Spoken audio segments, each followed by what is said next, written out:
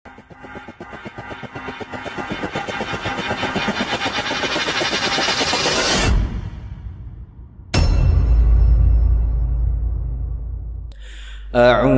billahi minasy syaithanir rajim. Bismillahirrahmanirrahim. Kama yuhibbu rabbuna wa yarda. Allahumma salli ala Muhammad wa ala alihi wa sahbihi ajma'in. Kita bersyukur kepada Allah masih bisa diberi kesempatan untuk beribadah setelah melaksanakan sholat subuh, yang semoga Allah terima segala ibadah yang kita lakukan, mengampuni segala kekurangannya, dan selalu memberikan kita hidayah untuk semakin meningkatkan ketakwaan kepada Allah. Setelah tadi Ustaz Syahrul yang kultum, mental saya jadi breakdown gini. Masya Allah, bagus sekali. Itu jadi nasihat penting dan mencambuk saya lebih dalam. Masih dalam edisi oleh-oleh liburan.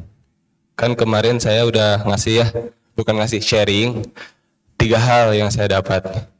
Nah, alhamdulillah liburan kemarin itu banyak banget oleh-oleh yang saya dapat. Maka insya Allah pada pagi hari ini pun akan saya sampaikan salah satu oleh-oleh yang saya dapat. Sebelum itu saya akan mengawali dengan sebuah kisah yang terjadi di zaman Rasulullah SAW, yang saya pikir sebagian besar teman-teman di sini sudah tahu. Jadi saya hanya mereview saja dari ilmu yang teman-teman sudah punya. Ini tentang BTW, ini saya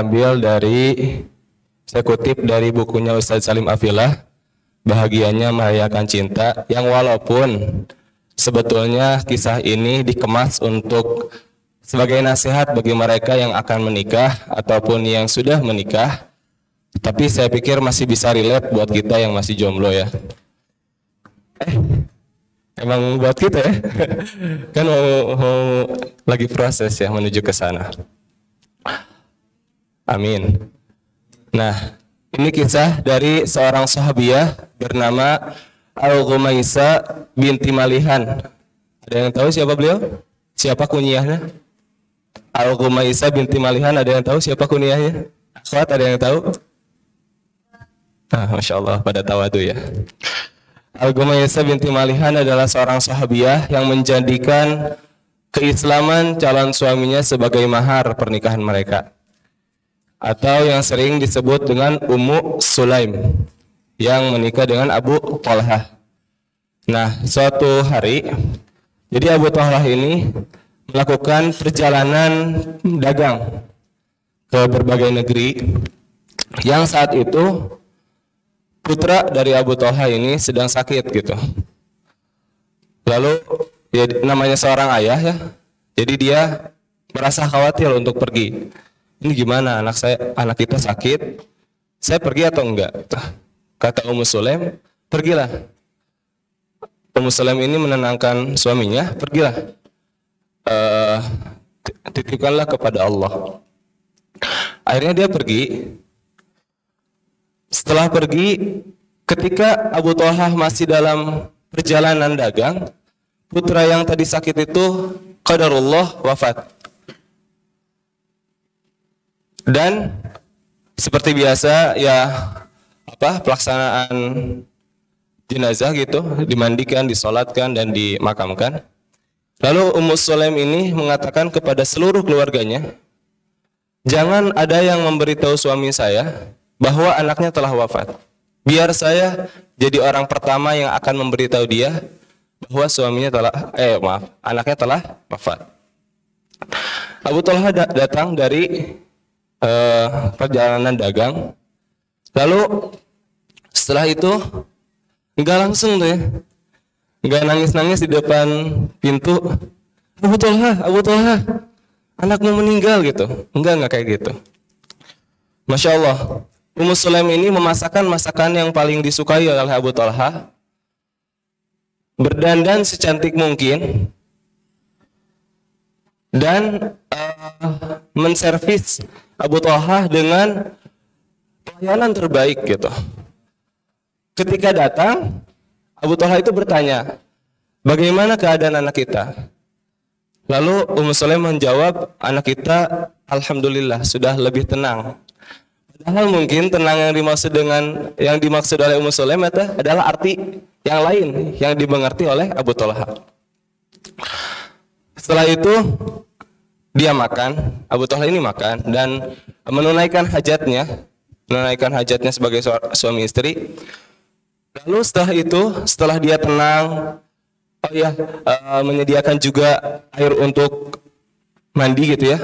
Setelah dia tenang, setelah dia perutnya kenyang, setelah nyaman, maka Ummu Sulaim ini bertanya kepada Abu Talha, wahai Abu Talha, bagaimana sekiranya jika kita dititipi sesuatu oleh orang lain, lalu orang lain itu mengambil titipan yang tadi dititipkan kepada kita, apakah berhak kita untuk marah? Kata Abu Talha, tentu tidak gitu. Seharusnya kita kasih aja karena itu kan milik dia. Maka sesungguhnya Abu Talha, Allah telah menitipkan anak kepada kita dan Allah telah mengambil anak itu.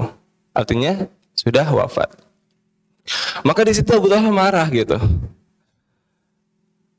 Saya sudah makan, sudah kenyang. Dalam keadaan yang sudah seperti ini, artinya sudah menunaikan hajatnya, terus kamu baru bilang, kemana aja gitu.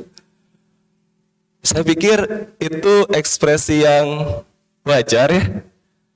Karena saya pikir kalau teman-teman pun bukan di posisi Abu Talha aja, Kang Galuh ini udah cengar-cengir aja, bukan di posisi Abu Talha. Tapi maksudnya kalau kita misalkan ternyata ada kabar kurang baik yang sampai pada diri kita, tapi kita tuh udah bukannya dari tadi ngasih tahu kan gitu ya. Mungkin gitu juga Abu Talha. Artinya dalam keadaan marah, dalam keadaan dongkol, Abu Talha itu datang kepada Rasulullah SAW, lalu dia mengadukan apa yang terjadi gitu. Masya Allah, bijaknya Nabi. Lalu Nabi bertanya, apakah kalian berdua bermalam pengantin malam tadi? Kata Abu Talha, iya. Semoga Allah berkahkan kalian dalam malam itu. Masya Allah. Dan perawi hadis ini mengomentari bahwa Abu Talha ini dikaruniai seorang anak yang bernama Abdullah. Abdullah ini punya 9 anak yang semuanya menjadi ahlul Quran. Jadi cucunya Abu Talha sama Ummu Sulaim ini 9 semua jadi ahlul Quran. Pelajaran yang kita bisa dapat, teman-teman, adalah bagaimana cara menyikapi masalah gitu.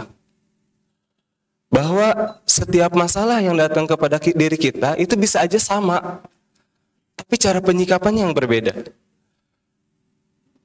Musibah tetaplah musibah, kita nggak bisa bohong tentang hal itu. Kita nggak bisa ngebohongin diri kita saat kita dapat musibah, ya itulah musibah. Sama kayak satu sendok garam, tetap jadi 1 sendok garam. Yang jadi masalah di mana dia dilarutkan. Kalau dilarutkannya ke air 1 gelas, ya asin lah. Tapi coba kita larutkan ke danau. Atau jangan jauh-jauh, ke kolam renang. Ngaruh gak? Enggak. Kayak gitu juga. Saat dapetin masalah, bukan tentang seberapa besar masalah itu, tapi seberapa luas hati kita nerima masalah itu. Karena banyak banget orang di luar sana yang masalahnya jauh lebih besar daripada kita, tapi keluhannya lebih sedikit daripada kita. Nah, ini jadi PR besar buat kita. Saat kita dapat masalah, luaskan hati kita untuk menerima masalah itu. Ini oleh-oleh keempat yang disampaikan oleh guru saya. Saat kamu menerima masalah, maka yang jadi masalah itu seberapa besar keluasan hati kamu. Terus gimana caranya meluaskan hati? Yaitu menyadari, menisyafi diri. Siapa kita ya siapa Allah. Karena setiap masalah yang datang dalam diri kita, dalam kehidupan kita, itu tidak lepas dari izin Allah. maka kembalikan lagi kepada Allah. Menyadari bahwa yang memberikan masalah kepada diri kita telah berfirman dalam Al-Quran, la yukallifullahu nafsan illa wus'aha, la yukallifullahu nafsan illa ma'ataha. Telah berfirman, wallahu ya'lamu antum la ta'lamun. Telah juga berfirman, innallaha ala kulli syai'in qadir. Ya. Dan yang memberi masalah dalam kehidupan kita, maksudnya memberi masalah ini mendatangkan masalah dalam kehidupan kita, itu zat yang mencintai kita jauh dari, lebih mencintai kita, rasa cintanya jauh lebih besar daripada ibu kita sendiri, bahkan daripada diri kita sendiri gitu. Maka sadari hal itu, maka insya Allah segala masalah yang datang dalam diri kita itu akan lebih ringan untuk kita terima. Dan biasanya saat kita lebih tenang, itu bisa lebih jernih. Iya enggak? Bisa lebih jernih dalam melihat keadaan. Dan ini tambahan materi